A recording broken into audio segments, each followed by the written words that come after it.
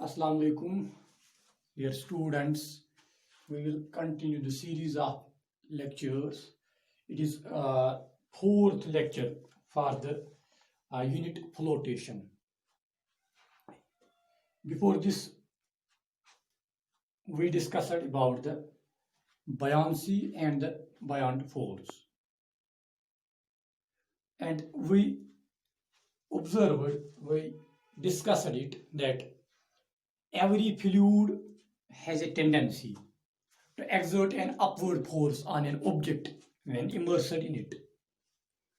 And that very tendency is called buoyancy. And similarly, the force that gets exerted on the immersed object is called buoyant force. Now, this buoyant force may sometimes increase and may sometimes decrease, and it will have its maximum value. तो ये कुछ factors पे depend करता है actual. तो दो ही factors हम यहाँ डिस्कस कर लेंगे, दो फैक्टर्स पे डिपेंड करता है. तो वो फैक्टर्स क्या बन जाते हैं वही विल डिस्कस देयर. तो पहला फैक्टर जो है that is volume of object immersed in fluid, और यहां हम लिक्विड लिखेंगे. जिस ऑब्जेक्ट को हमने फ्लूइड में इमर्स किया तो कितना वॉल्यूम उसमें इमर्स हुआ ऑब्जेक्ट का, तो buoyant फोर्स भी उसी वॉल्यूम के एतबार से एक्सर्ट होगा. Like if we will take illustration like this.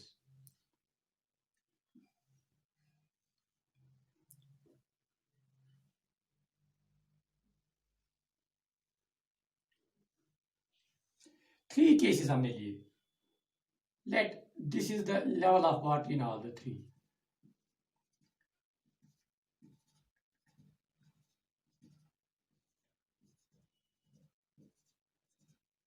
तो यहां हमने तीन यूटेंसिल्स लिए, तीनों यूटेंसिल्स में हमने वाटर लिया. अब हम ऑब्जेक्ट इमर्स कर लेंगे. तो ये एक्चुअल फोर्स एक्सर्ट होता है, upward force against the gravity. तो we will use the spring balance. Now we will take the spring balance. We have discussed about spring balance. It is used to measure the weight. अब हमने एक object को लिया, उसको immerse किया पानी, तो इतना वॉल्यूम इसका इमर्स हुआ इसमें. तो यहां जो फोर्स एक्सर्ट होगा we will see on the spring that. यानी पहले हम स्प्रिंग बैलेंस को लेंगे, out of the liquid object का वेट मेजर कर लेंगे. अब इसी ऑब्जेक्ट को इसी स्प्रिंग बैलेंस के एवज पानी में डुबो लेंगे, पानी में डुबोएंगे. तो हम यहां देखेंगे जो पहला वेट मार्क था, अब जो स्प्रिंग है दैट विल मूव अपवर्ड्स. तो जो हमने पहले नोट किया था आउट ऑफ द वाटर, तो उसको माइनस कर लेंगे. अब हमें क्या यहां नजर आता है, तो that difference will give us the measure of the upward force.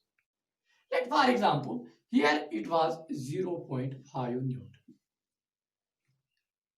Now by second time we increased the volume of the substance and the force will increase. For illustration it became 1 Newton. And when we will fully immerse the object in the liquid, the force will get increased. Let it becomes 2 Newton. तो यहां से हमने क्या पढ़ा, क्या समझा कि जितना हम volume of the object immersed in fluid increase करेंगे उतना मैग्नीट्यूड ऑफ अपथ्रस्ट इंक्रीज होता है. तो we will say by increasing the volume, by increasing the volume magnitude of buoyant force increases.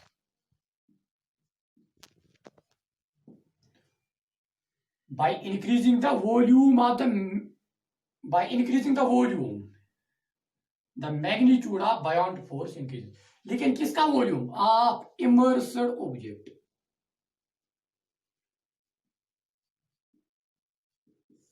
जिस ऑब्जेक्ट को हमने इमर्स किया उसका वॉल्यूम अगर हम इंक्रीज कर लेंगे तो magnitude of the buoyant force increase होगा. लेकिन एक और बात याद रखना, इसके बाद अगर हम इसको इमर्स और नीचे कर लेंगे तो what will happen? Nothing will happen. The magnitude of the buoyant force will remain the same. What does that mean? That means when the object is fully immersed in the liquid, after that whole volume of the object has been immersed. And when the whole volume of the object has been immersed, immersing it further down does not increase the volume of the immersed object. The volume of the immersed object will remain the same. तो आप इसके नीचे जब लेंगे तो volume increase नहीं होगा, तो ये अप थ्रस्ट इंक्रीज नहीं होगा, तो अप थ्रस्ट आप बराबर ही कह लेंगे. तो यहां हम ये कह सकते हैं कि अप थ्रस्ट यहां 1 था, यहां 2, तो ये मैक्सिमम बन जाता है तब जब हम ऑब्जेक्ट को फुली इमर्स कर लेंगे. तो buoyant force is maximum. Buoyant force is maximum when the object is fully immersed in liquid.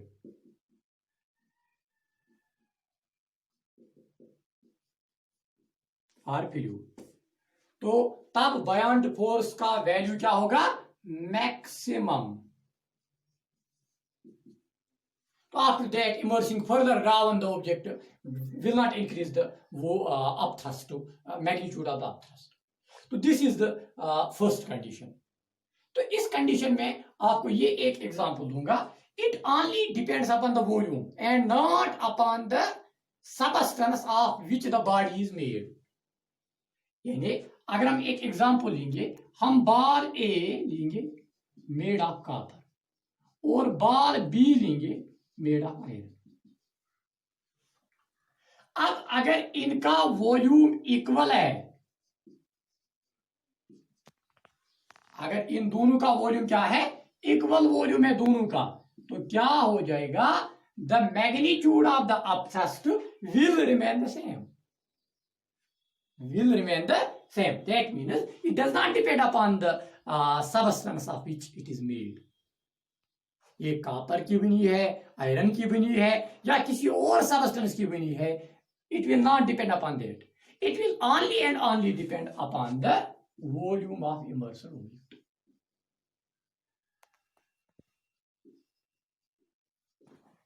तो ये वॉल्यूम के एतबार से हुई कुछ बातें. तो अब देख लीजिए सेकंड कंडीशन क्या बन जाती है.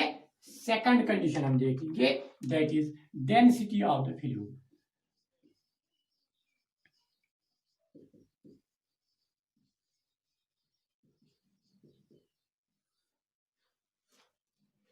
तो अप थ्रस्ट जो होता है, बायॉन्ट फोर्स जो होता है, that is directly proportional to density of fluid. यानी अगर फ्लूइड की डेंसिटी ज्यादा है तो बायॉन्ट फोर्स का जो मैग्नीट्यूड होगा वो भी इंक्रीज होता जाएगा, वो भी इंक्रीज होता जाएगा. इससे हम एक एग्जांपल पहले डिस्कस करें.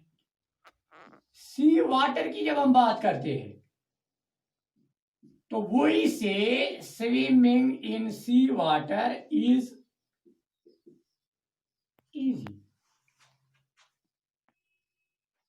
जैसे डेड सी में किसी बॉडी को, इंसान को फेंकेंगे तो वो फ्लोट कर जाएगा. तो सी वाटर में स्विमिंग कैसे आसान बन जाती है then fresh water? Actual sea water की डेंसिटी ज्यादा है then fresh water, then pure water. तो ज्यादा डेंसिटी होने के एतबार से ये ज्यादा अप थ्रस्ट एक्सर्ट कर लेगा. नतीजा ये निकलेगा, it will be easy to swim in the sea water. तो अब मरकरी की एग्जांपल दूंगा आपको. Mercury, the only metal which exist as liquid. तो अगर हम एक मरकरी पूल लेंगे, मरकरी लेंगे तो उसमें आयरन फ्लोट कर लेगा, iron will float. Why so? Because of its high density. 13,600 grams per cubic centimeter, almost 13.6 kgs per cubic meter. So iron will float in the mercury pool. Why so? Because of its high density. तो अब जितनी liquid की density ज्यादा होगी उतना up thrust ज्यादा होगा. तो ये है फैक्टर्स. पहला हमने क्या पढ़ा? वॉल्यूम. और दूसरा हमने पढ़ा density. This all about it. Next will be इंशाल्लाह आर्चिमेड्स प्रिंसिपल.